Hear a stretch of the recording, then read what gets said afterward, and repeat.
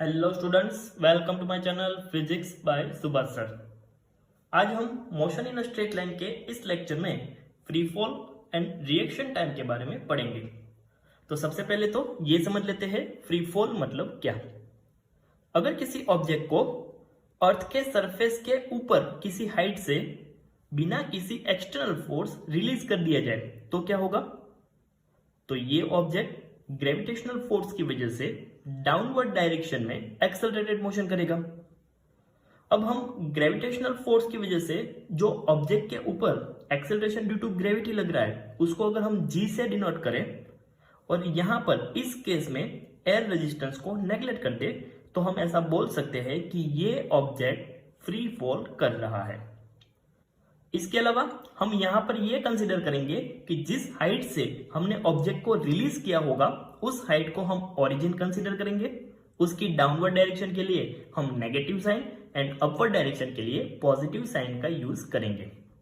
एक और बात, अगर हमारी हाइट अर्थ की रेडियस के कंपेयर में छोटी है तो इस हाइट के लिए हम acceleration due to gravity G की वैल्यू कांस्टेंट कंसीडर करेंगे जो होता है 9.8 मीटर पर second square.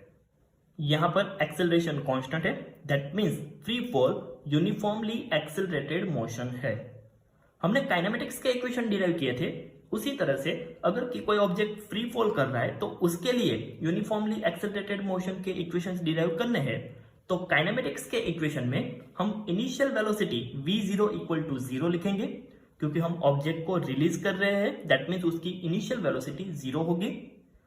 Acceleration a equal to minus g लिखेंगे क्योंकि यहां पे ऑब्जेक्ट का एक्सेलरेशन g जितना होगा और वो ओरिजिन से डाउनवर्ड डायरेक्शन में है इसलिए नेगेटिव। एंड डिस्प्लेसमेंट x की जगह हम माइनस y का यूज करेंगे क्योंकि ऑब्जेक्ट ओरिजिन से डाउनवर्ड डायरेक्शन में डिस्प्लेस हो रहा है। काइनेमेटिक का फर्स्ट इक्वेशन था v equal to v0 plus at। इस इक्वेशन में initial velocity v0 equal to 0, a equal to minus g लिखे तो फर्स्ट इक्वेशन फ्री फॉल के लिए हो जाएगा v equal to minus g t. Second equation x equal to v0 t plus 1/2 at square, v0 equal to 0, a equal to minus g and x equal to minus y लिखे तो ये equation हो जाएगा y equal to 1/2 gt square. Third equation v square minus v0 square equal to 2ax, उसमें ये value रखेंगे तो वहां पर हमें इक्वेशन मिलेगा v square equal to 2gy या फिर v equal to √2gy।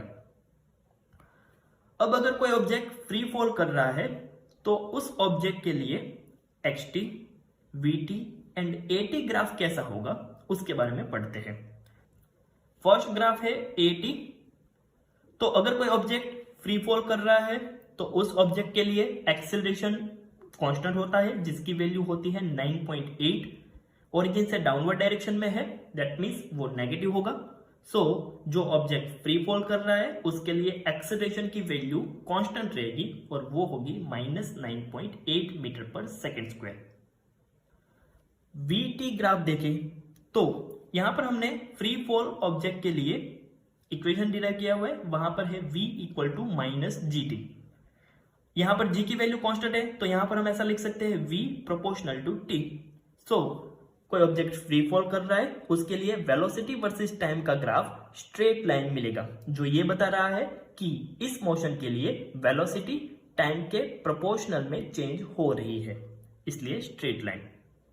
Object origin से डाउनवर्ड डायरेक्शन में मोशन कर रहा है इसलिए यहां पर जो भी वेलोसिटी चेंज होगी वो नेगेटिव में चेंज होगी। डिस्टेंस वर्सेस टाइम का ग्राफ देखें तो हमारे पास यहां पर सेकेंड इक्वेशन था y equal to 1/2 gt square. यहां पर 1/2 एंड g की वैल्यू कांस्टेंट है, that means y proportional to t square. तो उसका हम ग्राफ ड्रॉ करेंगे तो वो इस तरह से हमें कर्व मिलेगा। ऑब्जेक्ट ओरिजिन से डाउनवर्ड डायरेक्शन में, दैट मींस उसका डिस्प्लेसमेंट नेगेटिव, इसलिए इसका ग्राफ फोर्थ क्वाड्रेंट में मिल रहा है। तो इस तरह से कोई ऑब्जेक्ट फ्री फॉल कर रहा है तो उस ऑब्जेक्ट की मोशन के लिए xt, vt and at graph तीनों ग्राफ फोर्थ क्वाड्रेंट में मिलेंगे। नेक्स्ट हम पढ़ते हैं रिएक्शन टाइम। समझते हैं रिएक्शन टाइम क्या है। When a situation demands our immediate action it takes some time before we really respond. अगर कोई ऐसी सिचुएशन जनरेट होती है कि जिसके लिए हमें इमीडिएटली एक्शन लेने की जरूरत है, लेकिन हम उसको रिस्पॉन्ड करें उसके पहले कुछ टाइम डिले होता है। वो टाइम मतलब reaction time. Reaction time is the time a person take to observe, think and act.